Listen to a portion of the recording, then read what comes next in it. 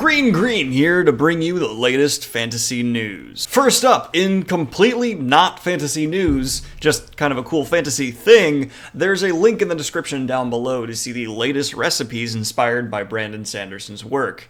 Not really news, but just kind of fun, so thank you for posting that, I actually really like that. And just getting trailers out of the way, we have one that I feel is worth note. I'm going to be cutting down on reporting trailers and things like that in casting, because I just don't feel like it's notable enough fantasy news unless it's a rather big deal.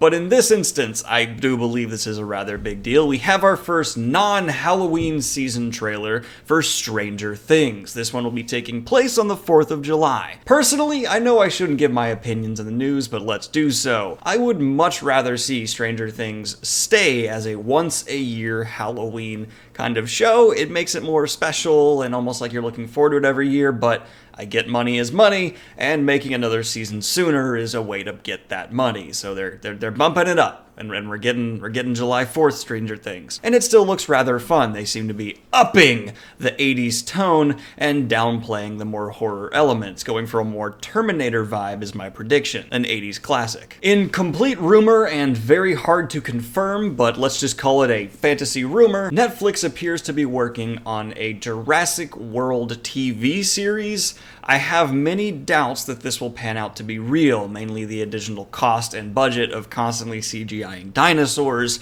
as well as the overall cost of just building a park and having things like that in the background. It would be a ton of CGI, a ton of sets, and while yes, Jurassic World has previously broken records for being one of the highest grossing films of all time, I just don't see this one really panning out. Netflix has a lot on their plate already, and if they try to grab this gigantic franchise as well, I will officially call it that Netflix is spreading themselves vastly too thin. The upcoming Halo adaptation has nabbed a secondary showrunner with Stephen Kane, who has worked on TNT's The Last Ship and has a couple notable other projects under his belt. Certainly an interesting addition. I'm holding my reservations on whether or not a Halo TV show could really work. I'm hesitant. It's a lot of mythos and high expectations to deliver on, so here's hoping. Let's wait to confirm it's getting a massive budget before we say anything. Okay, and in superhero news, which in the future I will be cutting down on in fantasy news in general, because yes, superheroes are certainly a part of fantasy, but there's just so much of it,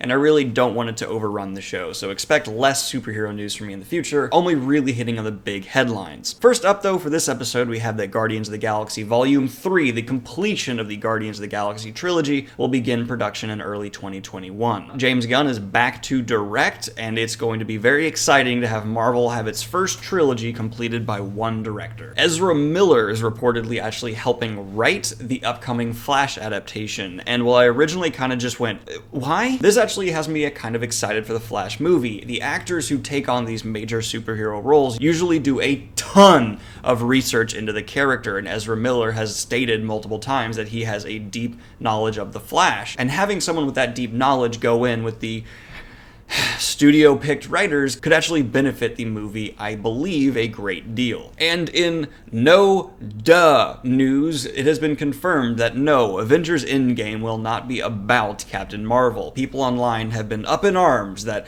this movie shouldn't be about Captain Marvel. It should be about the characters that have, up until this point, earned the conclusion, and duh. The MCU knows they're not going to suddenly shift the movie and make it about Captain Marvel. It's going to focus on the characters who have built up to and earned this climax.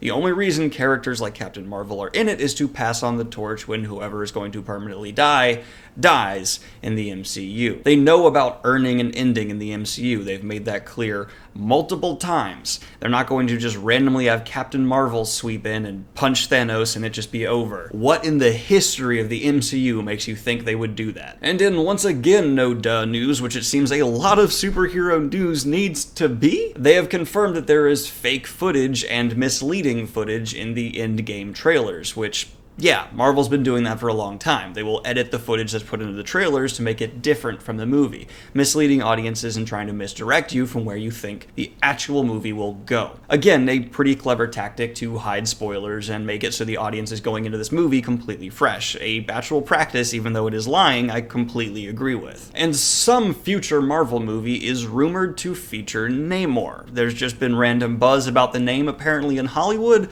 and maybe some secret casting. And before before anyone says it, Marvel did not steal from DC to make Namor from Aquaman.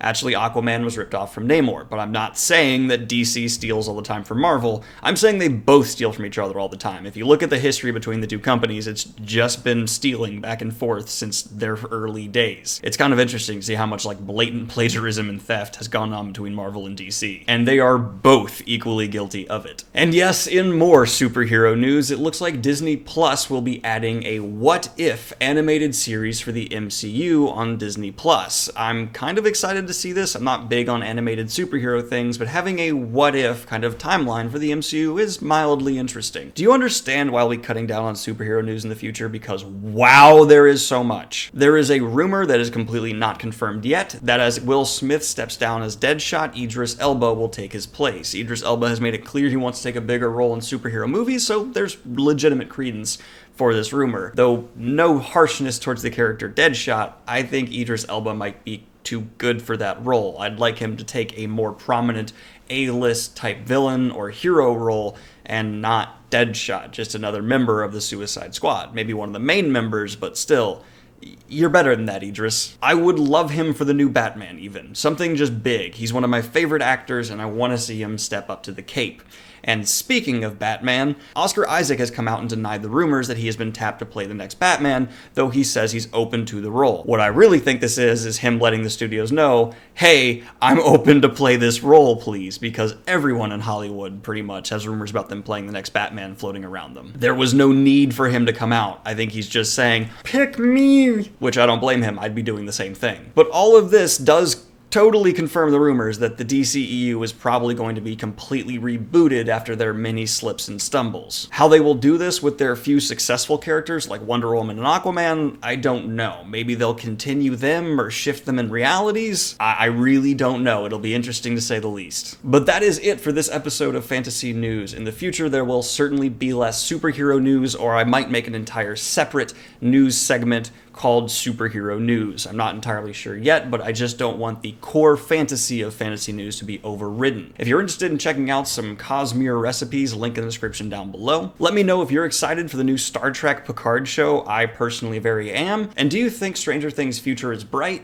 or is it kind of a flash in the pan they're drawing on a bit too long? All core fantasy questions, and I'd love to see the discussion start in the comments down below. I hope you guys enjoyed this segment of Fantasy News. Like and subscribe if you have not already. I'm Greene, and I'll see you next time. Peace. Special shout out to Kenneth Serendipity. I'm not sure which, but I like your last name, and I appreciate you being a new supporter. Thank you so much. Have a good one, y'all. Peace.